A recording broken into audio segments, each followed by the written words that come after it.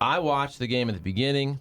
I end up doing kids' bedtime. I come back for the end, and then I'm watching the ninth inning. And I just wondered, this is more revisionist history, but at the end when there was a pitch comm issue and you saw him wiggle to Kiz to go back to the fingers, now maybe this is just me trying to justify this, but I just wondered, did that throw off his rhythm a little bit? Yeah, I don't think so. I think, first of all, he was at pitch 1,042. He said it, because the truth is, his fastball's still clocking at 94, 95. He said he had, he's also maybe the most entertaining pitcher, right up there with Waino, Miles Mikolas. But he said he still felt strong.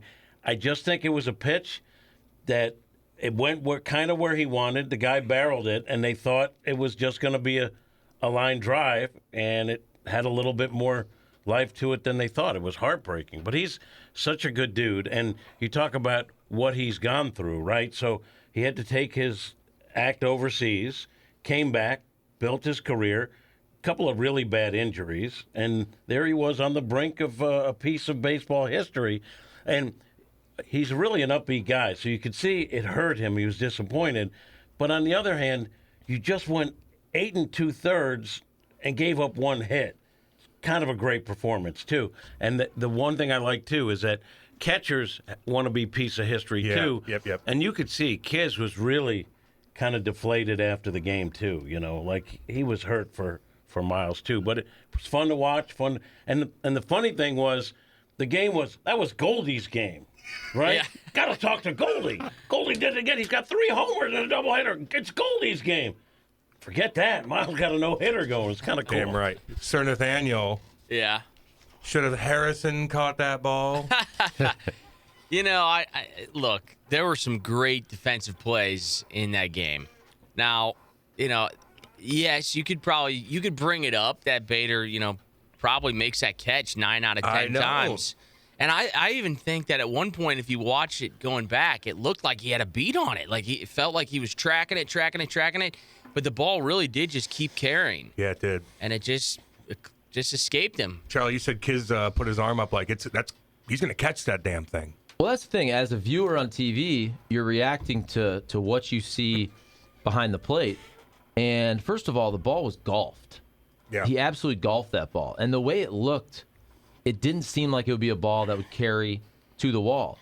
And when that happened also, Kiz throws his arm up as if, hey, that's it. We got the no-hitter. So I'm just thinking, all right, so Bader's going to catch this ball relatively easily. And I know some people are saying they thought it was a bad route. Just watching it several times, I don't think that's the case. He was shallow to protect the no-no, whereas typically if you're in a 9-1 game, you'd play more of a no doubles. So because of a no-no, I'm just guessing they wanted to protect against the bloop. It's just it's bad luck, man. Like, to me, he hustled his butt off. Yeah, he did. I'm watching it right now. It is. I mean, I did see that. Where I was standing, getting ready to go on the field to interview the guy that just threw a no-hitter, I thought that's a line drive and Bader's got it from where I was. So, and I didn't even look at the replay to see what angle. It looked like you said, it just kept going. And he was one shallow. of those balls. I'm watching it. He was very shallow. You're supposed to. Yeah. Why is he so shallow? Yeah. Because you're guarding against a bloop hit, because that's where you usually lose a no-hitter. Text line, let us know what you guys think. 855-282-8255. But you did bring up Goldie hit a couple bombs, and he's a cool man. Look, the Cardinals got a fun team. They really do. We were talking about that earlier. Like, no one's talking about Yachty and Pujols and Waino and nostalgia anymore. It's all about the young guys and Goldie hitting. You got Arenado doing things. I don't. You want to listen to one of Goldie's bombs? You got him over there? Yes, I do. Give me 1 second. But yeah, so Jimmy, he didn't want that curtain call. So, but I think before we play the sound, because I would like to actually, if you could, Nate, I don't know if you can go through and pull that part of Goldie's post game about. I don't know if it's too much to ask, like on the fly. I should. No, we can. But so Goldie, I've talked about this. I actually said it during the game. Misperception about him, like he's not stoic. He just hates talking about himself. He's locked in for the most time, yes, and he's just not a me guy. When he says, well, I barreled it, that's his approach. If I get the barrel on the ball and I hit it hard, then it's a good day. That's honestly what he's focused on. So I just found it interesting the crowd, after his second homer, I mean, he had 4 hits, 2 homers in the second game, 3 on the day. The crowd wants a curtain call to a guy who doesn't want to do a curtain call. Yeah. It was like, to me, I was enjoying because I was like, I want to see how this plays out, right? So he went one step up. Well, you know, when some guys do it, yes, Harrison, you know, he'll jump out there. I'm Harrison. And so what Goldschmidt did, he kind of went one step up, turned, and gave like a little hand wave. And I asked him about it, and you know, I said, I know you respect and he said, I knew what it was about. You know, that's just not me. But it's really not. But him.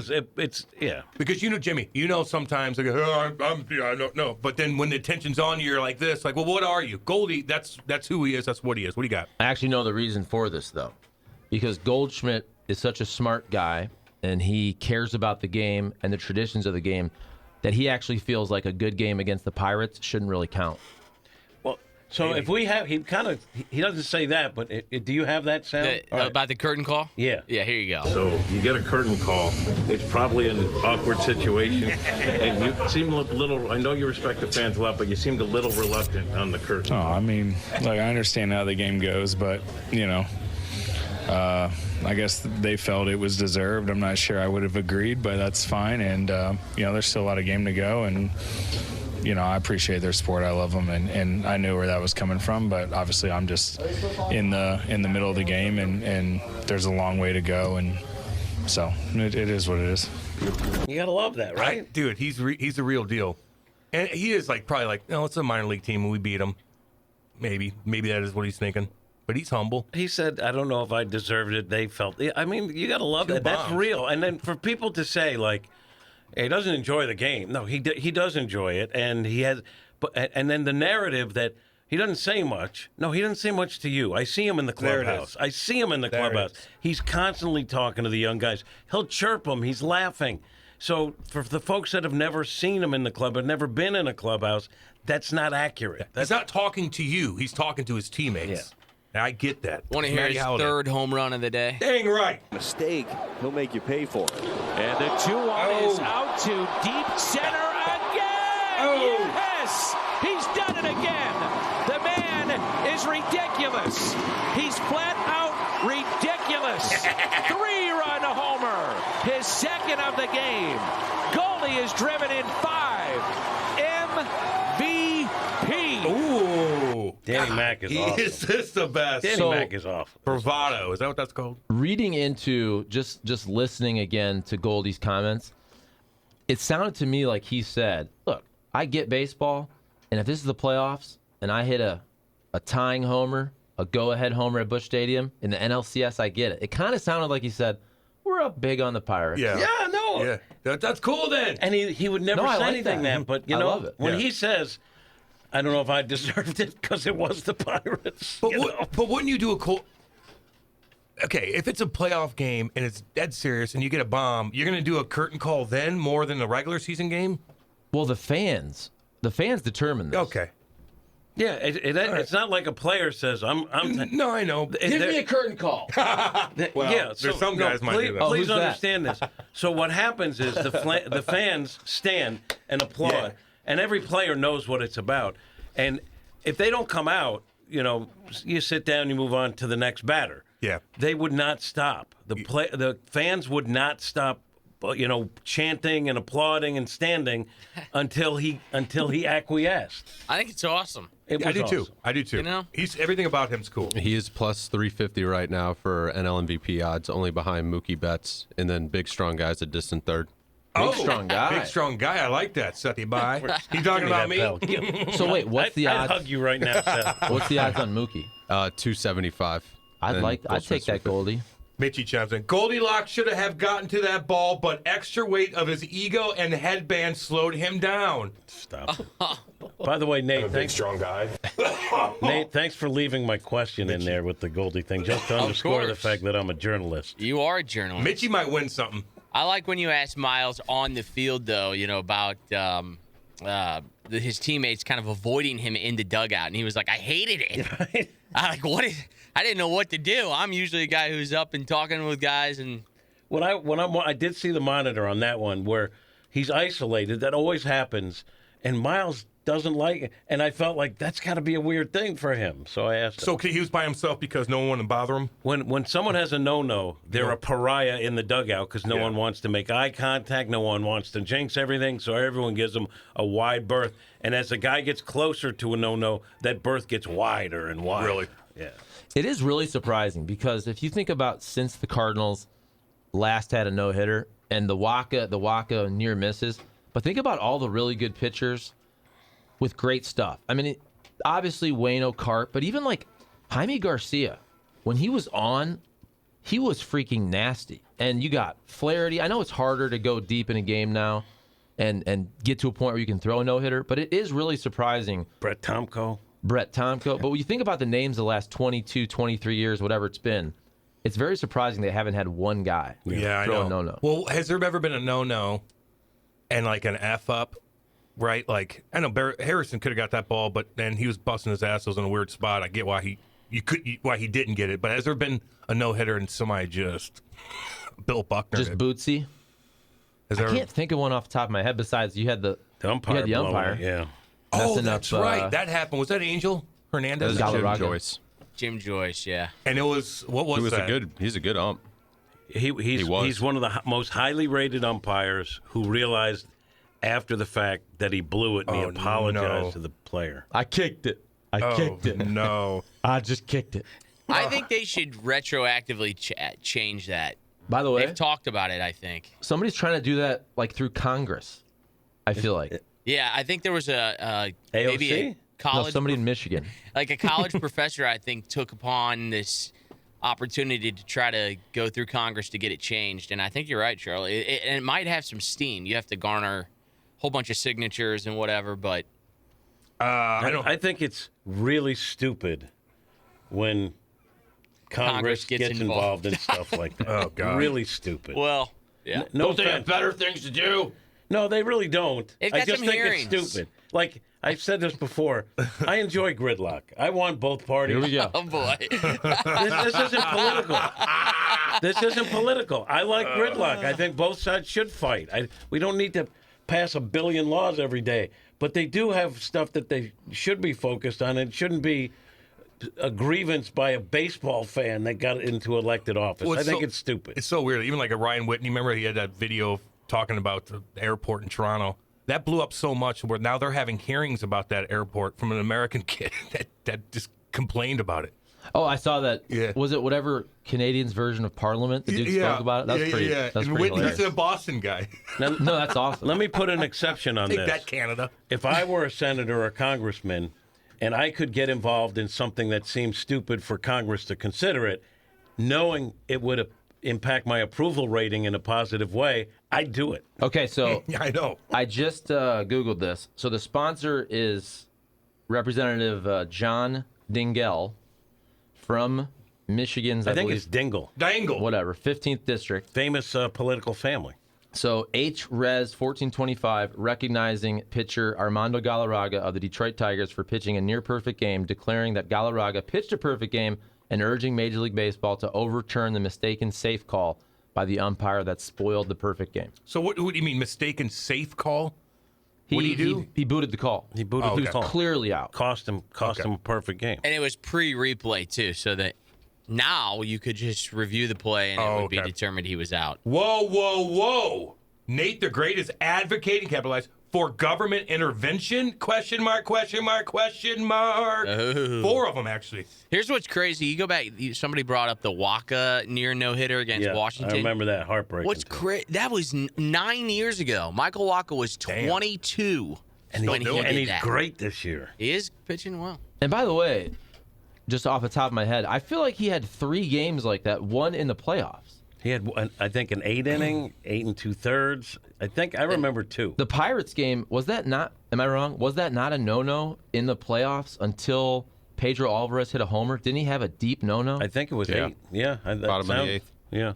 And then Holiday hit the 2-run bomb-ski. You want to hear from Miles Mikolas? You got that over there, Sir Nathaniel? Yes, I do. Feeding off the fans? Yeah.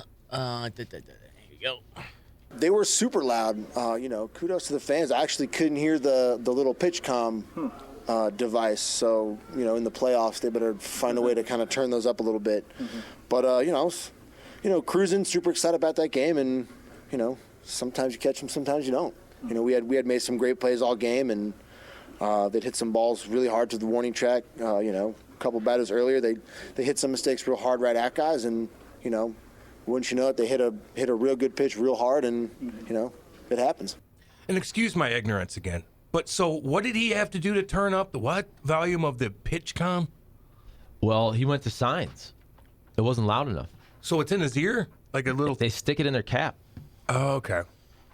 It's very odd to me. That is very odd. If I'm an old school pitcher, I don't want that. No. First of all, there's a certain rhythm.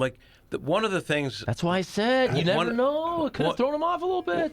He just said that. One of the things that they like about PitchCom, the Cardinals, I'm talking about having their pitchers do it, is it doesn't give the batter time to think about what you may be throwing. But by the same token, it takes a veteran pitcher who's done it a certain way for years out of their rhythm. Could it cost them a no-hitter? Check out Charlie's YouTube page. Oh, I'm blaming it on PitchCom. Get some clicks. And it was hacked by Jeff Luhnow and the Astros. Yeah, it was, wasn't it? They hacked into now? PitchCom. Luhnow. He's probably chilling. Spending money, doing whatever. What is he doing? I don't think he's in baseball, but I know he probably has a pile of cash. I'm guessing he goes back into business and makes like $100 million doing something else. Yeah, smart guy. You can question whether or not he goes about it the right way. That's fair. I don't care who the opponent is. 3 home runs in one day is a huge deal. Of course it is. No, I don't care if it's against the Pirates or not. And, one of the homers came on a low pitch. He can barrel pretty much anywhere that's near the strike zone. He's just... he's on a tear. It's fun to watch. Goldie is a definition of a cold approach Sigma male. Jackie Boy chimes in. What's that mean? Sigma male. Not an alpha? Isn't it beta male? Isn't that the opposite? Beta O'Rourke? It's a bad name. I kind of like this. Sigma male, used in masculinist subcultures for a popular, successful, but highly independent and self-reliant man. An introverted alpha male. Yes. I like that. I like that a lot. I don't really know if he's introverted. This is where Cat is always about semantics, so it really surprises me because you always say he's not stoic. And if you look at the definition of stoic, that's literally what he is. Yeah. And I say that because he's not emotional. I'm not saying that in a pejorative standpoint. But what you see stoic in the post game. I've been in the clubhouse. It's like I've been in TV for 14 years. I've interviewed him a million times. You ever seen him in the batting cages with his teammates? He's not stoic. Okay, but I'm saying he's not an emotional guy. He's not Harrison Bader. He's not going to pump his fist. He's reluctantly getting curtain call. When I hear people talk about him, that he doesn't say much, and that he's a lead by example. He's not going to say much. Yeah, it's wrong. So I feel that. But I've seen it. It's not true. The word stoic pretty much describes him if you look it up. All I'm saying. Does his picture show up? When you talk to him, when you talk to him in the post game, but it wouldn't describe him when he's in the batting cage helping, Kisner try to break out of a slump. That's all I'm pointing out. I just think that he is a steady Eddie, unemotional, and that's a good thing, by the way. What you want from a baseball player is somebody who won 162. It's just do your work. Do it, baby. Listen. I'm not arguing that point, but when I hear stoic, I've also heard people describe him as a guy who doesn't say much and only leads by example. And the only reason I feel personal about it is they said that about Holiday.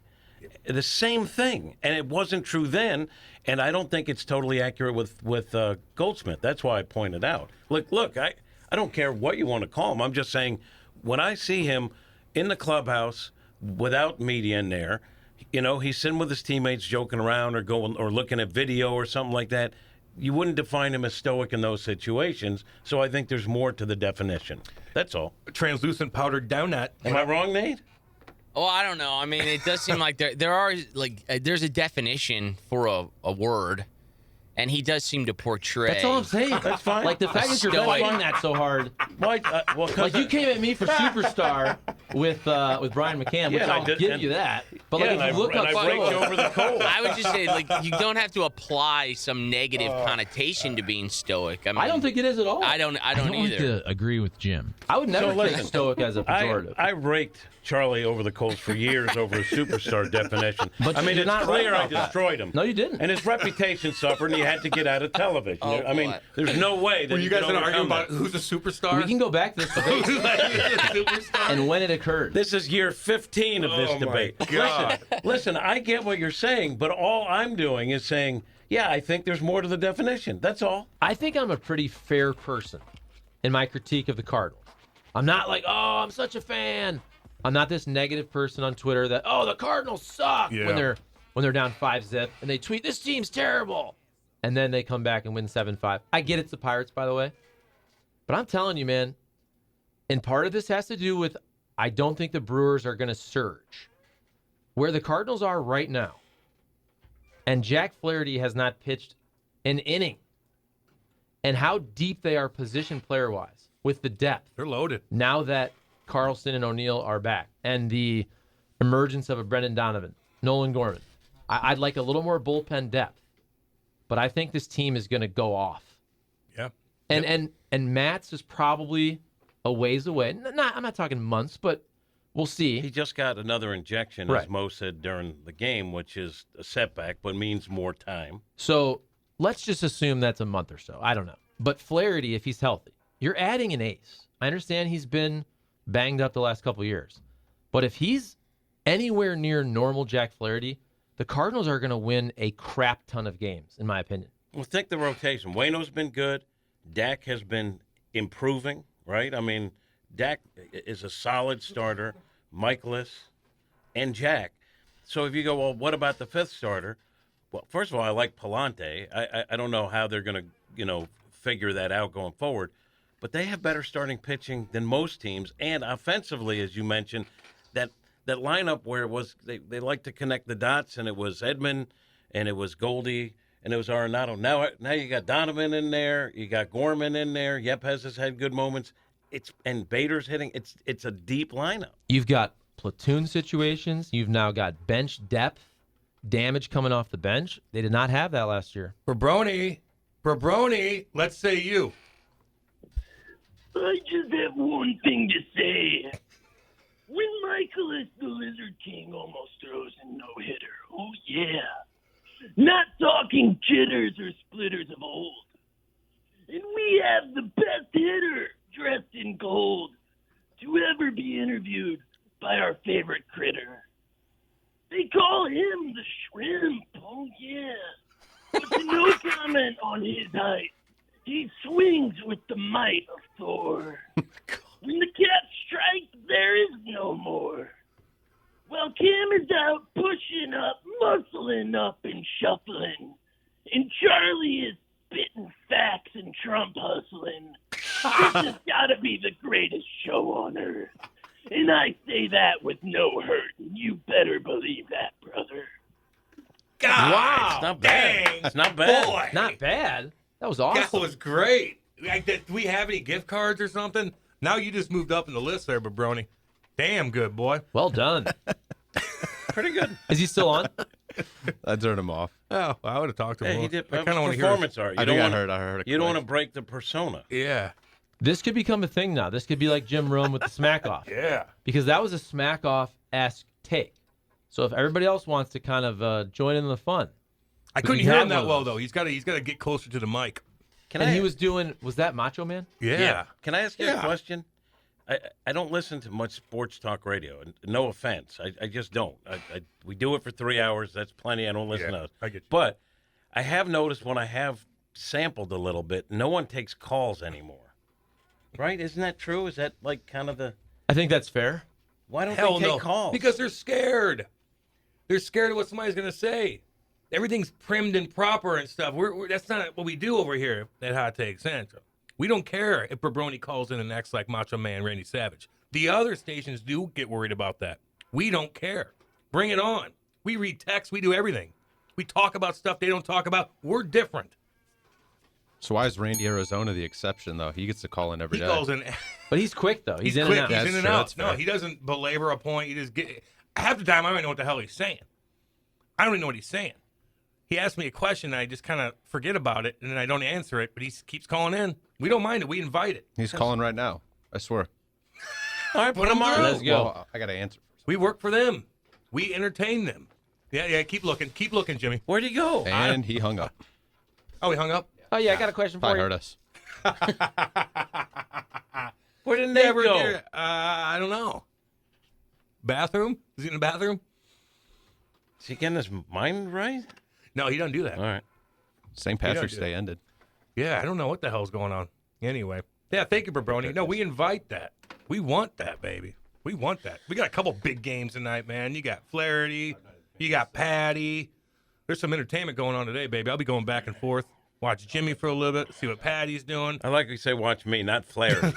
No, I watch do. my 12-second hit in a second. It's funny, though, because every time Jimmy pops up, Kate's like, there he is. We're like, look at him. There he is. Okay, can we bring We're this nerdy. up? Because now maybe you heard this yesterday as you were heading down to the ballpark. And you know I love you. And big picture about the media, He said something, but I honestly told didn't. you. I wasn't listening on the way in. No, so Cam, I feel like when you go to the ballpark, especially a doubleheader, Cam speaks like you have the hardest job on earth. No. No, you do. You do. Yep. You do. Not this. construction. No, I had to make that comparison because, like, you had a doubleheader versus the Pirates. We all know it's really hot. It's really humid. We all know. It's probably, look, it's your job, but it's fun. It's the Cardinals, but it's 2 games. Okay. We know it's probably not the greatest day to be at the ballpark for 14 hours. But Cam speaks like it's the toughest job on earth. No. Yes, you do. No. Not the toughest job on it. I think, keep looking back there, Charlie. There's no one back Where there. is it? There's no one back there. I said, if you here's what I look at. Sometimes, maybe it's our wife, maybe it's my buddy or whatever.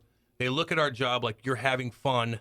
It's happy. It's not necessarily a job. And I feel like maybe people look at Jimmy. He's always laughing. He gets to do this. He's working his ass off, Charlie. He's going everywhere. He's got to cut everything up. He's got to talk to producers. Things change. I'm telling you, it's not easy. He makes it look easy. I've seen him ain't do it. easy. It ain't easy. Your take. I wouldn't do it. I'm not saying this as a criticism. First of all, I just stick up for you. First of all, I appreciate the respect from Cam, and I understand the disrespect from Charlie. But, I mean, because let's face it, that whole thing with the superstar definition cost him his career, so he's a little jaded by it. I get that. I am. No, is it a hard job? No. Do I compare myself to the guys? And I know you weren't. No, I was not. Out there in the sun, building stuff, whatever. Yesterday was tricky, and let me explain why. And I'll say tricky, difficulty, just it was a long day in that. You get up at 5:30, you come in, you do the show for an hour, head right to the ballpark, late locker room opening, okay, which means you have less time. Guys came in late, it's hot, no one wants to do anything. You got to get content for pregame, and then also the locker room, no access between games, but you still had to get content for the pregame. We had 2 full pregames, so I had to get extra sound from the before the first game. Then the games go long. You run around locker room. You're trying to set up Mo for an in-game hit. You're running downstairs to do your hit. In the second inning. So yeah, it was a long day and I was tired. But do I compare myself to a guy moving boulders? No. But yesterday was tricky. I'm going to use the word tricky. I'm just saying. That was my point. And then add to this. 14-hour day. Add to this. Because people think, well, why do you have to get down there? Well, you got to get guys. And then you got to pick out the sound you're going to use. And then you got to send the cues to the producer to cut up the sound. Here's in cue, out cue. Here's the roll cue. Here's when I'm on camera. And then you finally get it done. You're on the air at 11:30. And at 11 whatever, someone says, yeah, you better circle back on something. Yeah. Oh, Flaherty's Things change. starting. Yeah. Now we got to change something. All right. So it was a little tricky. Not, I look at it like not brain surgery and certainly not. You got to be on all day. Your brain fun. has to be on all day. And I look at it like you're up at 5. You're not getting home until I got home like around 10, 10:15. Like I'm done. Is that a fair? Like I know you're fair, and I know you're not a critic by any stretch. Yesterday was tricky. Is that fair? I think, you know how I like to argue with you. I think tricky is just the perfect word for that day.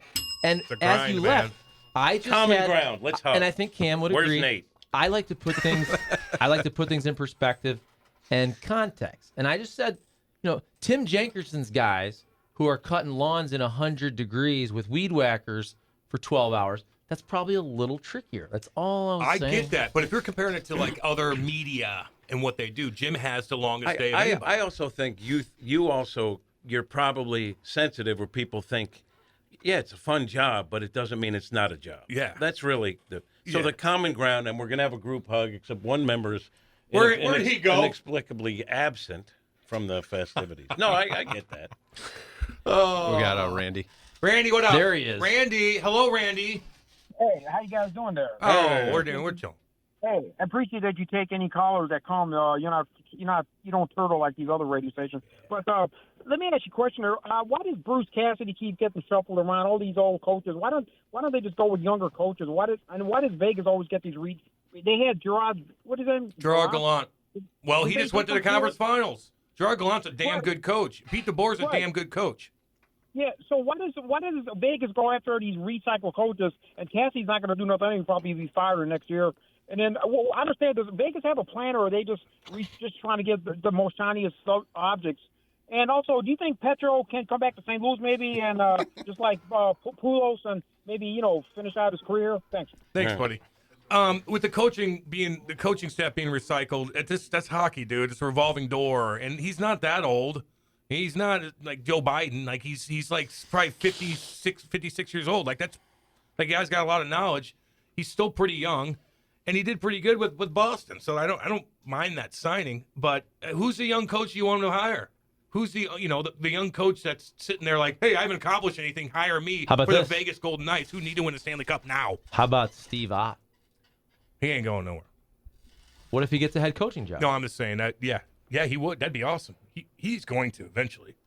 I just would like for him to be around here. He's so damn good. He's so smart. If I owned an NHL franchise, I would hire David Perron as my player coach. Yeah, baby. Because I love everything that guy does. What's your prediction tonight with the Cardinals? What's your prediction with the hockey game? What do you got going? What is going to happen with Jack Flaherty tonight? Jimmy, the Cat, Hayes, go. I think Jack is going to go 6 innings and look good. Okay. I think the Cardinals win, even though the Pirates are playing as well as anyone in baseball. Yep. And I think Tampa wins because I'm a Maroon guy. Yeah, baby. What do you got?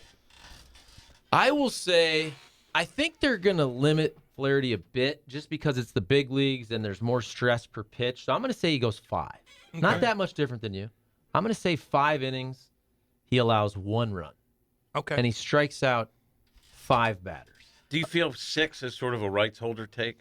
I think first time out in the big leagues on a limited pitch count, I think he'd have to be really, really efficient to get 6 innings. And I think because based on the way he says the ball's come, we had video of it. He looked good, and I'll be honest. I think Jack pushed this. This is them giving Jack his way because this is the way Jack feels it's best, and he wants to compete, and he feels he's ready to go. That's why 6 might be the over, but that's why I think 6. What do you got, Seth? You only got a couple minutes. I think he'll get pulled in the 4th, and then Palante will come in and throw about 3 innings. Yeah, I think he's going to get lit up like a Christmas tree. You do? Yep. I think the Cardinals are going to lose, too. Really? Yep, I do. Interesting. Who in that Pirates lineup scares you? I don't know. How about Smith and Jigba? I was going to say. I have a weird feeling about it. I think he's going to get lit up like a Christmas tree. No, that's fair. I'm just letting you know. The greatest wide receiver in college football's brother. It's unbelievable. Oh, really? For the Pirates. Yeah, dude. Just made his major league debut against the Cards. Yeah. Yeah, man. It's going to be a lot of stuff I going think Tampa will win. Tampa's going to win. They're underdogs. Are they? Plus 145. Do you think the Cards lose tonight, too? No, I think we win. All right. I think the Cardinals They're win gonna beat. like 7-1. I'm gonna say Colorado takes game 1. I'm not saying they win the series, but well rested. We're picking the game or the series. You're talking about the game. I'm talking about the game. Just the game. I need to see how this thing goes. I'm interested. Yeah, they might take. Don't game. you I feel know. like, except for breaking up the no-hitter, the Pirates kind of exhaled in the series? We saw the Reds do that where they tried to gift wrap every game for the Cardinals. It seems like, the Pirates' defense has been bad. They're not. When they score runs, it seems like it's an accomplishment. They got an unearned run against. I just don't see them. They're going to show up tonight. Mounting a charge. Weird question. The guy, what's his name? The guy that had the double last night, broke up the no-no. I don't know. Anybody? Cal Mitchell. Mitchell. I know he wants to get a hit, but do you ever feel like after he ruins a no-hitter, he kind of feels bad? No. When I get because they suck anyway. No. Jeez.